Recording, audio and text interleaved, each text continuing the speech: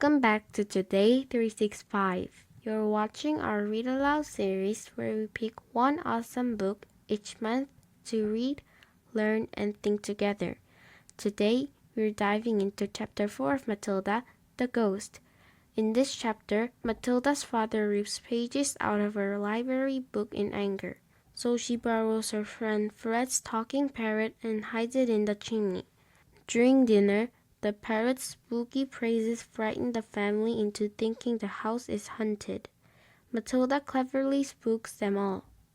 The Ghost. There was a comparative calm in the Wormwood household for about a week after the superglue episode. The experience had clearly chastened Mr. Wormwood, and he seemed temporarily to have lost his taste for boasting and bullying. Then, suddenly, he struck again. Perhaps he had a bad day at the garage and had not sold enough crummy second-hand cars. There are many things that make a man irritable. When he arrives home from work in the evening, and a sensible wife will usually notice the storm signal and will leave him alone until he simmers down. When Mr. Wormwood arrived back from the garage that evening, his face was as dark as a thundercloud, and somebody was clearly for the high jump pretty soon. His wife recognized the signs immediately and made herself scarce. He then strode into the living room. Matilda happened to be curled up in an armchair in the corner, totally absorbed in a book. Mr. Wormwood switched on the television. The screen lit up. The program blared. Mr. Wormwood glared at Matilda. She hadn't moved. She had somehow trained herself by now to block her ears to the ghastly sound of the dreaded box. She kept right on reading, and for some reason this infuriated the father. Perhaps his anger was intensified because he saw her getting pleasure from something that was beyond his reach. "Don't you ever stop reading?" he snapped at her. "Oh, hello, Daddy," she said pleasantly. "Did you have a good day?" "What is this trash?" he said, snatching the book from her hands. "It isn't trash, Daddy. It's lovely. It's called The Red Pony. It's by Joan Steinbeck, an American writer. Why don't you try it? You'll love it." "Fleech," Mr. Wormwood said. "If it's by American, it's certain to be Fleech. That's all they write about." "No, Daddy, it's beautiful." "Honestly, it is. It's about—" "I don't want to know what it's about," Mr. Wormwood barked. "I'm fed up with your reading anyway. Go and find yourself something useful to do." With frightening suddenness, he now began ripping the pages out of the book in handfuls and throwing them in the waste paper basket. Matilda froze in horror. The father kept going. There seemed little doubt that the man felt some kind of jealousy. "How dare she?" he seemed to be saying with each rip of page. "How dare she enjoys reading book when he couldn't? How dare she?" "That's a library book," Matilda cried. "It doesn't belong to me. I have to return to Mrs. Phelps." "Then you'll have to buy another one, won't you?" the father said, still tearing out pages. "You'll have to save your pocket money until there's enough of the kitty to buy a new one for your precious Mrs. Phelps, won't you?" With that, he dropped the now empty covers of the book in the basket and marched out of the room, leaving the telly blaring. Most children in Matilda's place would have burst into floods of tears. She didn't do this. She sat there, very still and white and thoughtful. She seemed to know that neither crying nor sulking ever got anyone anywhere. The only sensible thing to do when you're attacked is, as Napoleon once said, to counterattack. Matilda's wonderfully subtle mind was already at work devising yet another suitable punishment for the poisonous parent.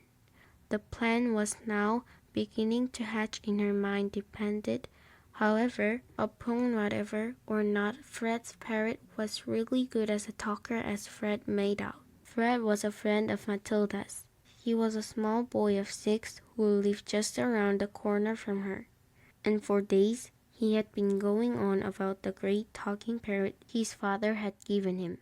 So following afternoon, As soon as Mrs. Wormwood had departed in her car for another session of bingo, Matilda set out for Fred's house to investigate. She knocked on his door and asked if he would be kind enough to show her the famous bird.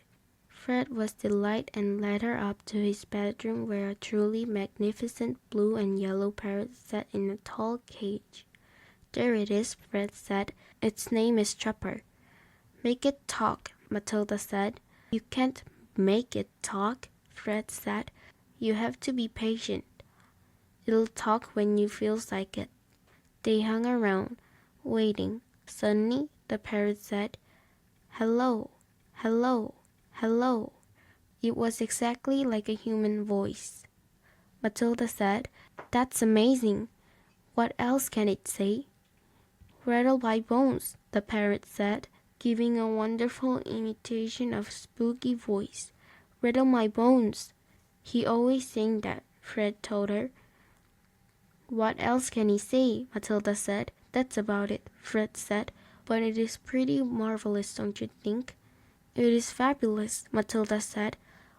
"Will you lend him to me just for one night?" "No," Fred said. "Certainly not."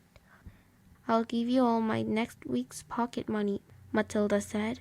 That was different. Fred thought about it for a few seconds. "All right then," he said. "If you promise to return him tomorrow." Matilda stragged back to her own empty house, carrying the tall cage in both hands. There was a large fireplace in the dining room, and now she set about wedging the cage up in the chimney and out of sight. This wasn't so easy, but she managed it in the end.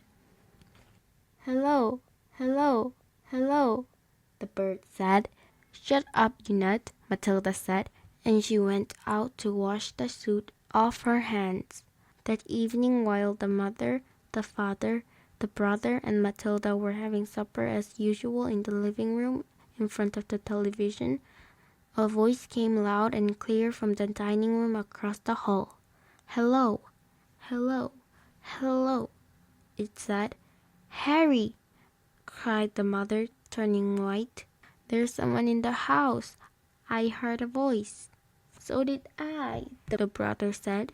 Matilda jumped up and said, "Switch off the telly." "Shh," she said. "Listen." They all stopped eating and sat there very tense, listening.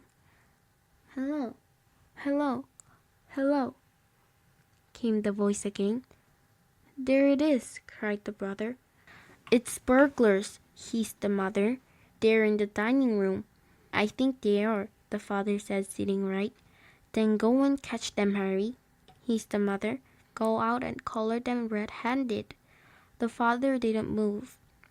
He seemed in no hurry to dash off and be a hero. His face turned gray. "Get on with it," hissed the mother. "They're probably after the silver." The husband wiped his lips nervously with his napkin. "Why don't we all go and look together?" he said. "Come on, then," the brother said. "Come on, Mom." "They're definitely in the dining room." The mother grabbed a poker from the fireplace. The father took a golf club that was standing in the corner. The brother seized a table lamp, ripping the plug out of its socket. Matilda took the knife she had been eating with, and all four of them crept towards the dining room door, the father keeping well behind the others. "Hello, hello, hello," came the voice again. "Come on," Matilda cried, and she burst into the room, brandishing her knife. "Stick them up," she yelled. "We've caught you." The others followed her, waving their weapons. Then they stopped. They stared around the room. There was no one there. "There's no one here," the father said, greatly relieved. "I heard him, Harry," the mother shrieked, still quacking. "I distinctly heard his voice. So did you." "I'm certain I heard him," Matilda cried. "He's in here somewhere." She began searching behind the sofa and behind the curtains. Then came the voice once again, soft and spooky this time. "Rattle my bones," it said. "Rattle my bones." They all jumped. including Matilda, who was a pretty good actress. They stared around the room. There was still no one there. "It's a ghost," Matilda said. "Heaven help us," cried the mother, clutching her husband round the neck. "I know it's a ghost," Matilda said. "I heard it here before. This room is haunted. I thought you knew that." "Save us!" the mother screamed, almost throttling her husband. "I'm getting out of here," the father said, grayer than ever now. They all fled, slamming the door behind them. The next afternoon, Matilda managed to get a rather sooty and grumpy parrot down the chimney and out of the house without being seen. She carried it through the back door and ran with it all the way to Fred's house. "Did it behave itself?" Fred asked her. "We had a lovely time with it," Matilda said. "My parents adored it." Matilda's father tears pages from her precious library book in anger. So Matilda borrows a talking parrot named Chopper and hides it in the chimney. The parents think there's a ghost in the house and run away. This chapter shows how Matilda's intelligence is constantly dismissed by her family. Instead of being proud, her father feels threatened, showing the unfair way smart children can be treated when adults feel insecure. In the next chapter, Mr. Wormwood brags about his car-selling tricks and asks Michael to calculate his total profit. But Matilda mentally figures it out faster. When she reveals the answer, her father accuses her of cheating and calls her a liar. That's all for now, but Matilda's story is just getting started. Catch you next time!